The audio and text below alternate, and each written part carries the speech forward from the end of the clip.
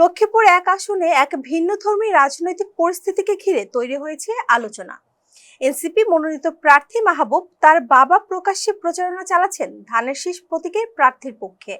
এমন একটি ভিডিও ছড়িয়ে পড়ায় শুরু হয়েছে নানা জল্পনা। বিষয়টি নিয়ে এবার মুখ খুলেছেন মাহবুব নিজেই। সামাজিক মাধ্যমে ভাইরাল হওয়া এই ভিডিও প্রসঙ্গে মাহবুব বলেন, আমার বাবা তার ক্ষমতার জন্য অথবা তার কোনো মোহের কারণে তার আদর্শকে বিলুপ্ত করেননি। তার বাবার রাজনৈতিক পরিচয় দীর্ঘদিনের। উনি ওনার আদর্শের মধ্যে, আমার জন্মের আগ থেকে উনি আদর্শকে বিশ্বাস করেন, সেই আদর্শের মধ্যে উনি এখানে আছেন। ওনার মধ্যে কোনো কম্প্রোমাইজিং সিচুয়েশন নেই। তিনি জন্মের আগ থেকেই তিনি রাজনীতির সঙ্গে যুক্ত আছেন।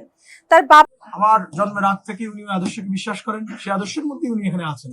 ওনার মধ্যে কোনো কম্প্রোমাইজিং সিচুয়েশন নেই। কখনো নিজের আদর্শের সঙ্গে আপোষ করেননি। এ সময় তিনি তার প্রতিদ্বন্দ্বী প্রার্থীকে ইঙ্গিত করে বলেন, ওই প্রার্থী নাকি নিজের রাজনৈতিক আদর্শ বিসর্জন দিয়ে ক্ষমতার আশায় দল পরিবর্তন করেছেন। নিজের রাজনৈতিক অবস্থান ব্যাখ্যা করতে গিয়ে মাহবুব জানান, একসময় তিনি ছাত্রদলের ঢাকা বিশ্ববিদ্যালয়ের শাখার রাজনীতির সঙ্গে যুক্ত ছিলেন। আমি ছাত্রদল করেছি, ছাত্রদলের ঢাকা বিশ্ববিদ্যালয়ের নেতা ছিলাম। আমার কাছে মনে হয়েছে জুলাই অভ্যুত্থানের পরবর্তী সময়ের আদর্শকে ধারণ করে না, সংস্কারের পক্ষে তারা অবস্থান করে না। তবে পরবর্তীতে তিনি এনসিপিতে যোগ দেন। কেন এই সিদ্ধান্ত সেটি ব্যাখ্যা করে তিনি বলেন, বাংলাদেশের স্বাধীনতা সার্বভৌমত্ব থেকে তারা এখনো তাদের কি অবস্থান, তাদের সেই অবস্থান জুলাই পরবর্তী সময়ে যে গুরুত্বপূর্ণ পরিবর্তিত পরিস্থিতিতে তারা এখন স্পষ্ট করতে পারেনি। আমাদের ইয়াং জেনারেশনের কাছে সেটি এখন স্পষ্ট নয়।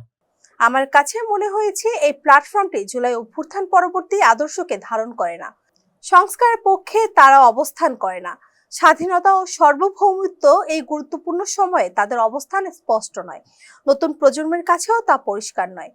মাহবুব আরো বলেন, নতুন ধারার রাজনীতি গড়ে তোলার লক্ষ্য থেকেই তিনি এনসিপিতে যোগ দিয়েছেন। আমি আমার জায়গা থেকে নতুন রাজনৈতিক বন্দোবস্তের জন্য, নতুন রাজনৈতিক স্বপ্নের জন্য আমি এনসিপিকে বেছে নিয়েছি। আমি এনসিপির রাজনীতি করছি। এ বিষয়ে তার প্রতিদ্বন্দ্বী প্রার্থীর পক্ষ থেকে এখনো কোনো আনুষ্ঠানিক প্রতিক্রিয়া পাওয়া যায়নি। সম্পাদক, ফেস দ্য পিপল।